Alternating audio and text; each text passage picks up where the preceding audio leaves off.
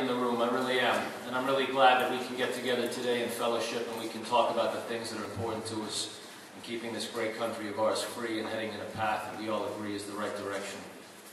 Today's a heavy day for me, and I spent a good deal of it crying.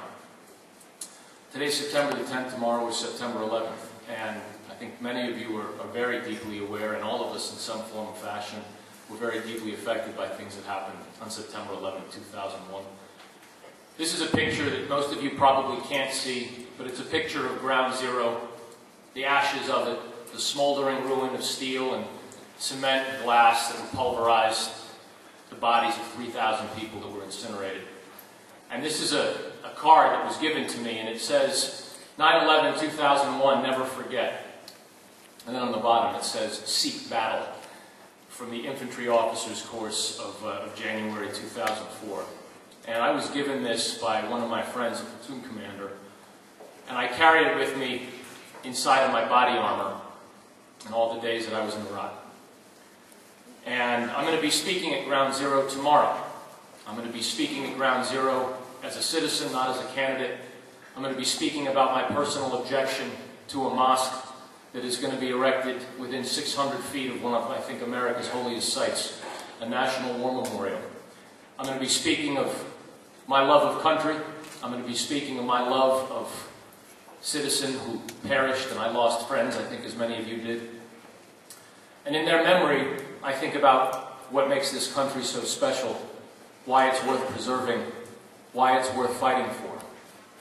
And folks, some of you know I've served my country in 2 wars, but I think that the most dangerous place in the world today is Washington, D.C.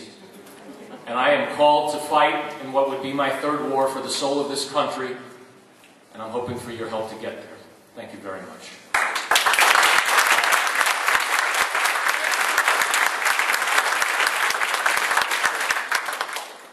Okay, we forgot the first rule.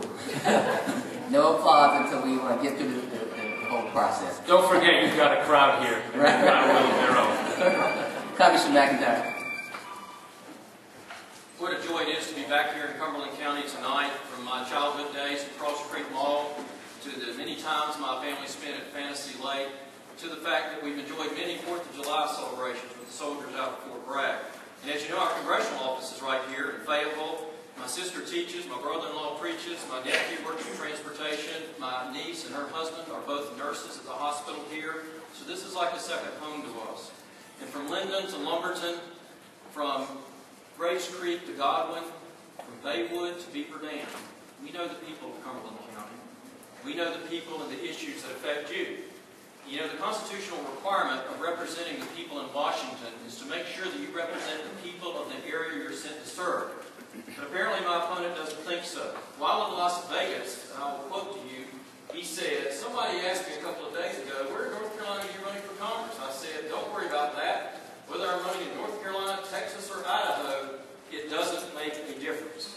Well, my friends, I believe it does. From the Eastover sanitary sewer system that we work together on, to the Stedman Way Health Clinic, to the Hope 6 Housing Project, to working with the Falcon Children's Home, the VA Medical Center, and also the Women's Center of Fayetteville, Fayetteville Police Department, and our schools, and the new chapel at Fort Bragg.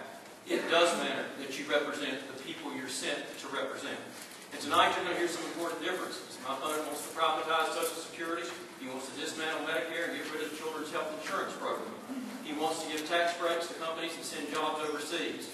And he even wants to cut billions of dollars from the Department of Defense, which I think is pretty serious business when you're representing Fort Bragg in this area.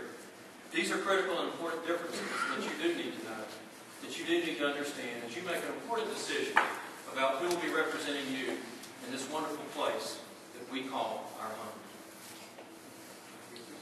Thank you. I want to also tell the candidates, if you look to the back of the room here, there will be a yellow light that flashes when you're nearing your time, and a red light will flash when your time has I thought that was a lie detector.